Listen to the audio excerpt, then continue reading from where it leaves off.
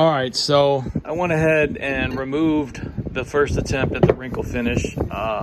Basically, I scraped it off initially, and then I put it in a 5-gallon bucket and dumped some lacquer thinner in there and scrubbed it off. Now I'll probably throw it in the blaster and get the remaining stuff off. So yeah, it's I don't know, man. The modern wrinkle paint in the rattle can just does not give you that squiggles look.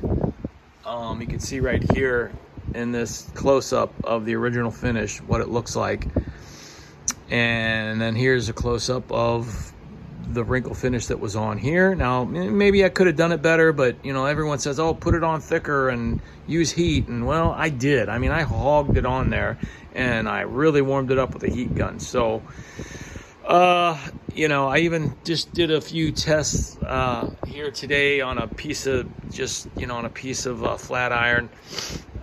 Even tried brushing it on, and just, you know, there's just, I don't know. Somebody said something about one shot will do that. Well, yeah, if you have it like a puddle on a flat surface, maybe it will if it dries, you know. I remember seeing that maybe on a pallet or something, but you simply can't put it on that thick on an item like this. I even did some tests with that, you know, and then heated it up and stuff. I mean, that's the only way to do it is some effect through heat. So you can't do it unless you got a certain the right paint. And I'm even thinking about making a little, if I could either 3D print, or I may take a silicone mold of the actual texture on one of my good ones, and then maybe take that silicone and then sort of wrap it around a cylinder, and then mount that cylinder, you know, a little wooden cylinder, and then mount that to a handle, and basically just you know,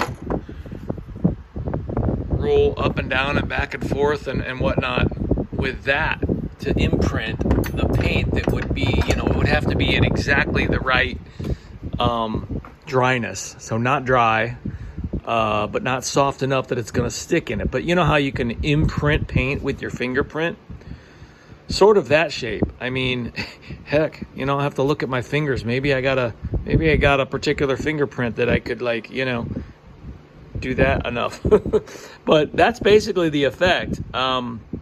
So yeah, I'm thinking about doing that. I did a little drawing on my phone, just on a little app, you know, throwing my idea down.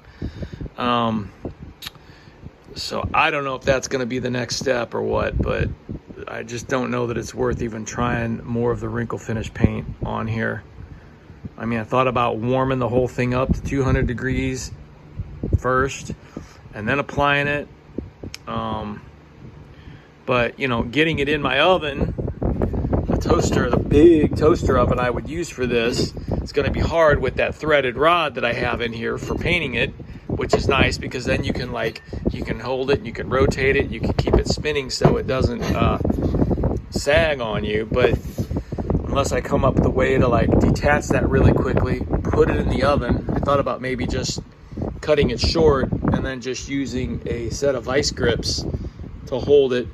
I don't know. So anyway, there's old Chromie. Haven't done nothing with it yet.